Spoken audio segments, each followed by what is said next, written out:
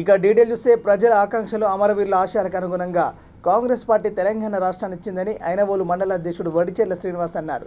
వరంగల్ జిల్లా వర్ధన్నపేట నియోజకవర్గంలో పలు గ్రామాల్లో రైతు రచ్చబండ కార్యక్రమంలో ఆయన మాట్లాడారు. ఈ కార్యక్రమంలో జిల్లా యూత్ కాంగ్రెస్ అధ్యక్షుడు రేపల్లె రంగనాథ్, రూపిరెడ్డి సాయిరెడ్డి, తోట్ల రాజు యాదవ్ తదితరులు పాల్గొన్నారు.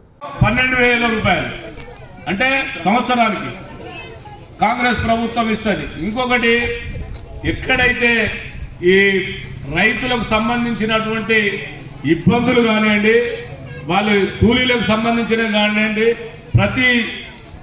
ప్రతి ఒక్కరిని ఆదుకునేటటువంటి పార్టీ కాంగ్రెస్ పార్టీ. ఈరోజు దళిత బంధు కింద 5,000 ఇస్తున్నారు కదా. మేము ఇందిరమ్మ భరోసా పథకం పెట్టి ఒక్కొక్క రైతు కుటుంబానికి 15,000 రూపాయలు మరి ఇచ్చే విధంగా అన్ని పంటలకు కాంగ్రెస్ ప్రభుత్వమే, మీరు వేసినటువంటి ప్రతి పంటను కాంగ్రెస్ ప్రభుత్వమే మరి వాటికి ధరలు ఫిక్స్ చేసింది. ఒక్కొక్క పంటకు ఏం పెట్టుకుంటారో అని ఒక్కసారి మీరు ఆలోచన చేయండి. వరి ధాన్యాన్ని గిట్టుబాటు ధర 2,500కు ప్రభుత్వం కొనేటట్టు ఇప్పుడు 1,960 రూపాయలు ఉన్నదమ్మా. మరి దానికి కూడా గ్యారంటీ లేదు.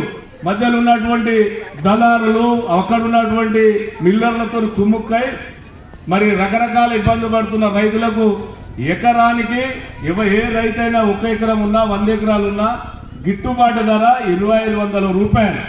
మొక్కజొన్న వేసిన రైతుకు 2,200 రూపాయలు మరి గిట్టుబాటు ధర ఎంఎస్పి. ఒక్కసారి మీరు ఆలోచన చేయండి.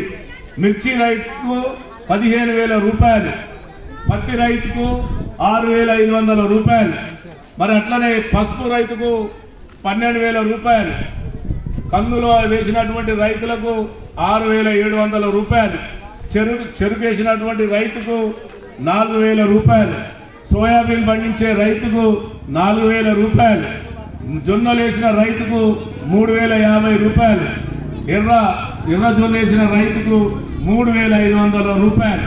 మరి ఇట్లాంటివి ఈరోజు అన్నదమ్ములను, అక్క చెల్లెలను, ఆ కుటుంబాన్ని విచ్ఛిన్నం చేస్తున్నటువంటి ధరణి పోర్టల్ ఏదైతే ఉన్నదో దాన్ని కాంగ్రెస్ ప్రభుత్వం రద్దు చేస్తూ ఉంది. ఆ రైతులకు ఉన్నటువంటి ఇబ్బందులను తీర్చే విధంగా ధరణి పోస్టర్ను కూడా రద్దు చేస్తారు.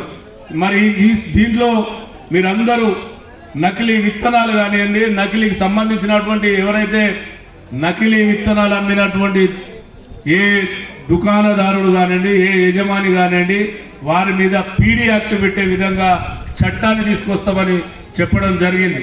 మరి రైతుల సమస్యలు పోయేందుకు రైతు కమిషన్ కూడా ఏర్పాటు చేయడం జరుగుతుంది. మరి మీరందరూ కాంగ్రెస్ పార్టీ ప్రభుత్వం, కాంగ్రెస్ పార్టీ చెప్పింది చేసే ప్రభుత్వం కనుక ఈ అబద్ధాలు, అసత్య మాటలు మాట్లాడి మరి ఇక్కడ ఉన్నటువంటి